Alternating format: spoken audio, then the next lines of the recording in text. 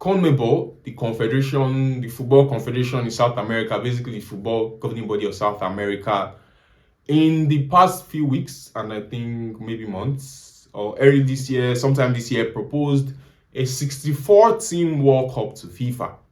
Now, this is something that does not make any sense to me because we have not even had a 48-team World Cup yet. The first one is supposed to be this summer, and you're already proposing a 64-team World Cup. We don't even know how the 48-team World Cup will go, whether it will be really good or majority will say it will be really bad.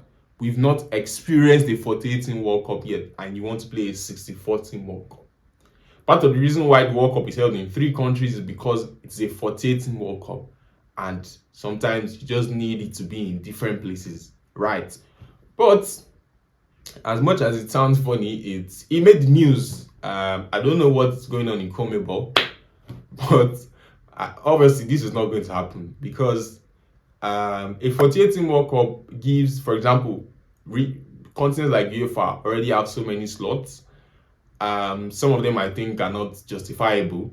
But if you do a 64-team World Cup, how easy would the qualifiers be in a? Okay, maybe it will benefit regions like Africa. We probably get maybe 15 slots, right? At least I assume if a 64-team World Cup was to happen, right?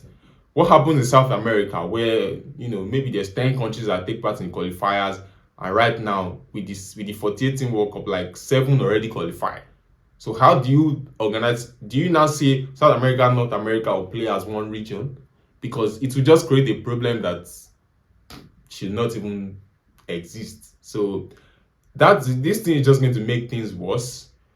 From the part of smaller regions or regions that have not made it so far in the World Cup, or that have not gotten enough slots in the World Cup historically, they will say yes. But looking at it logically, it will create a problem where the bigger teams will basically just stroll into the tournament.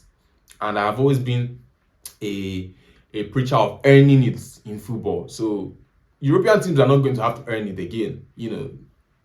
Right now for the 48-team World Cup, most of the groups in the UEFA qualifying are just 4 teams. So if they do a 64-team World Cup, how is UEFA going to organize their qualifiers? So this does not make any sense to me, and it's never going to happen anyway. UEFA is not going to approve it, so dead on arrival.